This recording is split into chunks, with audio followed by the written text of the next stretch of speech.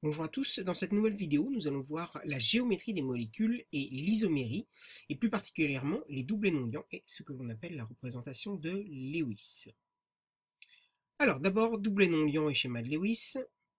Les électrons de la couche externe, donc vous savez que ce sont eux qui font les liaisons covalentes, ça ce sont des rappels de seconde, et donc ce sont les électrons de valence. Et bien en fait, ils vont se répartir par deux autour de l'atome. Donc prenons l'exemple de l'oxygène. L'oxygène, vous savez qu'il est en K2L6, puisque Z égale 8, donc il a 6 électrons externes, on va donc les placer un par un. Le premier, le deuxième, le troisième et le quatrième. J'ai tendance à dire que autour d'un atome, il y a 4 chambres à coucher, doubles. Et les électrons, ils sont comme les humains. Tant qu'il y a de la place, ils vont en prendre une chacun. Sauf qu'il y a un cinquième copain qui arrive, et le cinquième copain il va devoir partager une chambre avec un autre. Pareil. Voilà. Donc ils vont s'appareiller tous les deux. Et puis il y a un sixième copain qui arrive, il va aussi partager une chambre. Voilà les 6 électrons externes de l'oxygène placés. Qu'est-ce que ça donne pour représenter le schéma de Lewis? Eh bien, les électrons externes, c'est ce qu'on va appeler des électrons célibataires, vont rester tels quels. Ce sont eux qui vont faire les liaisons covalentes dites les liaisons chimiques. Donc l'oxygène va bien être bivalent et pouvoir faire 2 liaisons chimiques. Et à chaque fois que 2 électrons sont appareillés, eh bien, on va mettre un doublet que l'on va appeler un doublet non liant. Donc, pourquoi formation du doublet non liant? C'est pour respecter en fait les règles du duet ou de l'octet. Ici, vous voyez que l'oxygène, pour être stable, doit avoir donc 8 électrons pour saturer sa couche externe. Alors, les éléments chimiques peuvent soit céder ou gagner des électrons, ça devient des ions, ou en partager pour créer donc des liaisons chimiques et faire des molécules.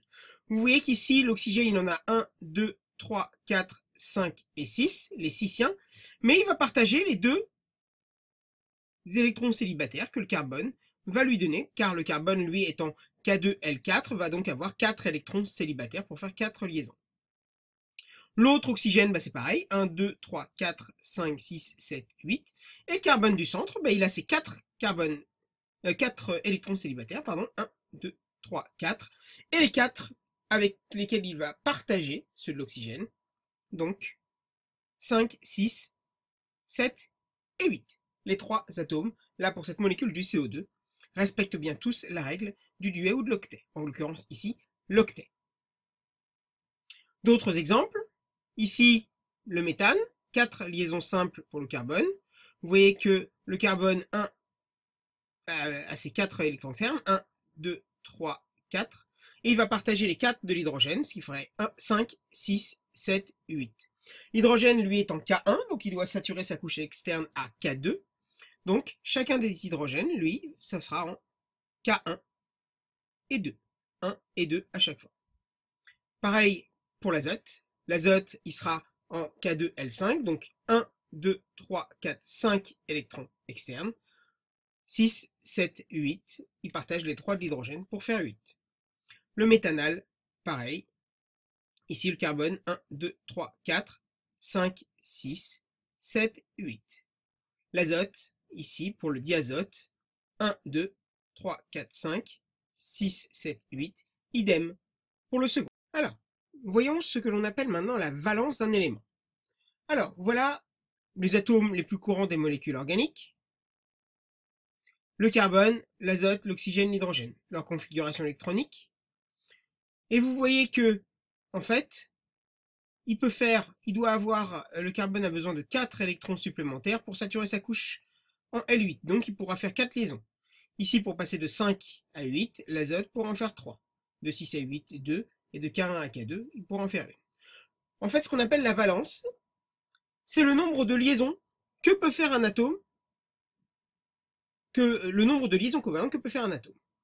Et ce nombre de liaisons correspond au nombre d'électrons que cet atome doit gagner pour saturer sa couche externe. Exemple, le carbone fait 4 liaisons, on dira qu'il est tétravalent, tétra pour 4 valences. L'azote fait 3 liaisons, on dira qu'il est trivalent. L'oxygène fait 2 liaisons, on dira qu'il est bivalent ou divalent. Et enfin, l'hydrogène ou encore le chlore, comme tous les halogènes, font une liaison, on dira qu'ils sont monovalents.